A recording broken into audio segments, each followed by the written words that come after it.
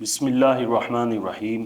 حضرت امام حسین رضی اللہ تعالیٰ عنہ مسند پر جلوہ افروز تھے کہ ایک دیہاتی آیا اور دیہاتی نے آ کر کہا کہ میں نے نبی کریم صلی اللہ تعالیٰ علیہ وآلہ وسلم سے سنا ہے کہ جب تمہیں کوئی ضرورت پیش آئے تو تم 4 مردوں میں سے کسی ایک سے سوال کرنا اور اس سے اپنی مراد کو پوری کروانا اور اسی سے اپنا سوال کرنا۔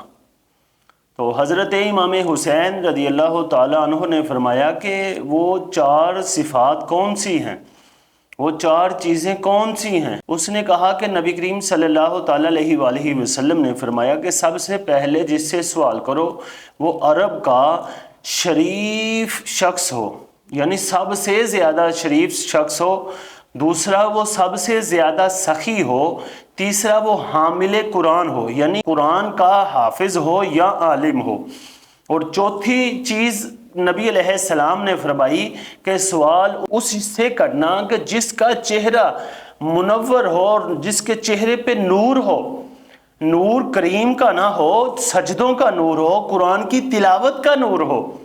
تو حضرت امام حسین کو اس شخص نے عرض کی کہ حضور آپ کے اندر یہ 4 چیزیں پائی جاتی ہیں، 4 صفات آپ کے اندر موجود ہیں۔ تو اس نے کہا کہ نبی علیہ السلام کے خاندان ہونے کی وجہ سے آپ شرافت کے پیکر ہیں، سخاوت کی مثال نہیں دی جاتی آپ کے مقابلے میں کسی کی، اور قرآن تو تمہارے گھر میں نازل ہوا اور علم کا گھر تو تمہارا اپنا گھر تھا، تم اس شخص کے بیٹے ہو جس کو نبی علیہ السلام کہیں کہ علم کا دروازہ ہیں، کہ باب العلم حضرت علی کا لقب ہے۔ تو اس نے کہا کہ خوبصورتی تو آپ کے انتہا ہے کہ نبی علیہ السلام سے میں نے یہ بھی سنا کہ نبی علیہ السلام نے فرمایا کہ اگر کسی نے مجھے دیکھنا ہو تو وہ حسن اور حسین کو دیکھ لے، اور جب آپ دونوں بھائی حضور کی صورت پر ہو خوبصورت کیسے نہیں ہوں گے؟ تو امام حسین نے مسکراتے ہوئے کہا کہ بتا تیری ضرورت کیا ہے؟ اس نے اپنی ضرورت لکھ کر امام حسین کو دی۔ امام حسین نے کہا کہ میں تجھ سے 3 سوال پوچھوں گا، پہلے سوال کا جواب دیا تو تیسرا حصہ مال کا تیرا، دوسرے سوال کا جواب دے گا تو 2/3 تمہارا، اگر تینوں کے جواب دے دے گا تو تمام کا تمام مال تیرا۔ اس نے کہا ٹھیک ہے، یہ تو بات ہی مشکل نہیں۔ تو اس نے کہا حضور آپ پوچھئے میں جواب دوں گا۔ تو حضرت امام حسین نے پوچھا کہ سب سے افضل عمل کون سا ہے؟ اس شخص نے کہا کہ اللہ تعالیٰ پر ایمان لانا۔